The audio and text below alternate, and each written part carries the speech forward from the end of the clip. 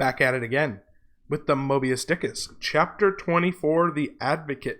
So this chapter is preceded by Merry Christmas and The Lee Shore, which are both very short and very pithy chapters, whereas The Advocate is a little bit more developed and has a much clearer overall question that it's investigating. I think if we were to label The Advocate, we would say that it is asking the question, what does it mean to value something? From where does value derive, or where does importance derive? And this question is asked and investigated and made ambiguous by the example of how whalers are treated. So the first passage I want to look at is basically Melville establishing his premises for this investigation. His premise is whalers don't get treated well. So he says, if a stranger were introduced to any miscellaneous metropolitan society, it would but slightly advance the general opinion of his merits. Were he presented to the company as a harpooner, say, and in emulation of the naval officer, should he append the initials SWF, sperm whale fishery, to his visiting card, such a procedure would be deemed preeminently presuming and ridiculous. So he says, look, whalers don't get good treatment.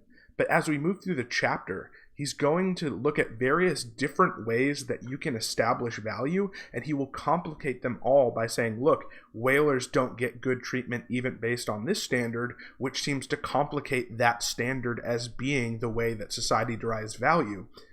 But all of these things also sound somewhat realistic and reasonable. So let's take a look at the first one. At first, he says, perhaps what value comes from is courage, right? Perhaps people care about people being courageous, and he gives the example of martial commanders, right? People in the military.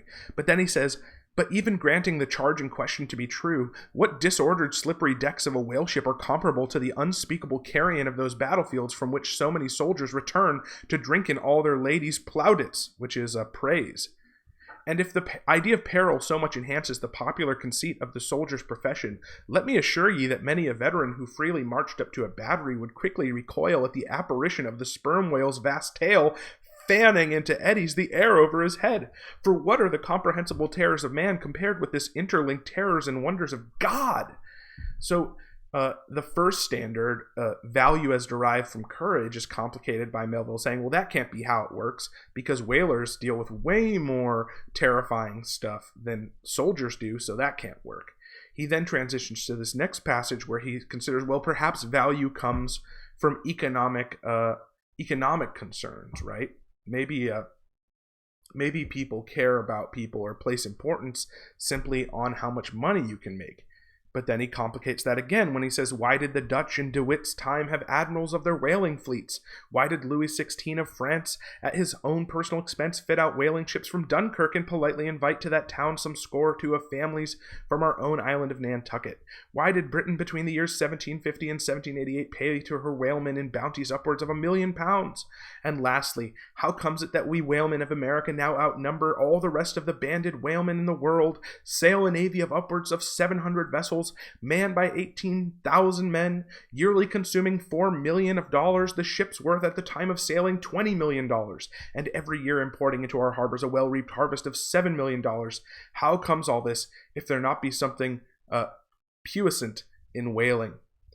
So once again, Melville is forcing the reader to consider what makes things valuable, what makes things important. Well, it can't be courage, because we talked about that up here. It can't be money either, because whalemen aren't treated as important, but boy, do they generate a lot of money. Okay, and we're going to continue this pattern, and I want to look at all of them because they're just so fascinatingly written.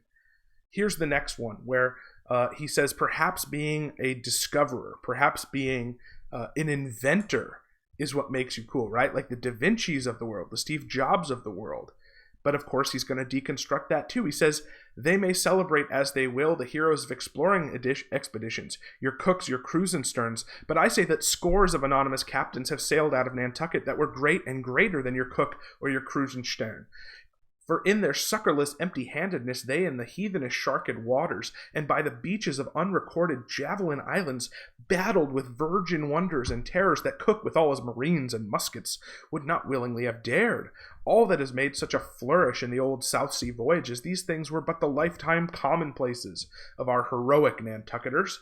Often adventures which Vancouver dedicates 3 chapters to, these men accounted unworthy of being set down in the ship's common log. Ah, the world, oh, the world. So once again, he's asking, well, it can't be from courage, and it can't be from money, and it can't be from discovery, because whalemen do all these things. So where does value come from?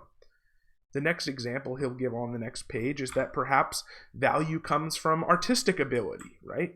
And he says, the whale has no famous author, and whaling no famous chronicler, you will say. So maybe value comes from stories being told of you, or being part of a good story. The whale has no famous author, and whaling no famous chronicler. Who wrote the first account of our Leviathan? Who but mighty Job? And who composed the first narrative of a whaling voyage? Who but no less a prince than Alfred the Great? Who with his own royal pen took down the words from Arthur, the Norwegian whale hunter of those times, and who pronounced our glowing eulogy in Parliament? Who but Edmund Burke, the famous British parliamentarian and thinker? So, once again, value can't come from being part of a good story, because the whales have been part of good stories their whole time here.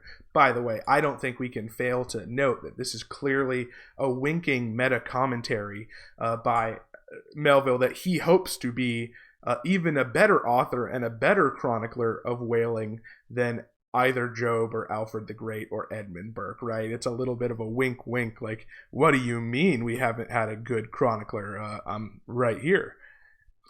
Next one he deconstructs is the notion of lineage or breeding, that perhaps value and importance is a very old feudal idea that runs through the blood. But once again, what does he say?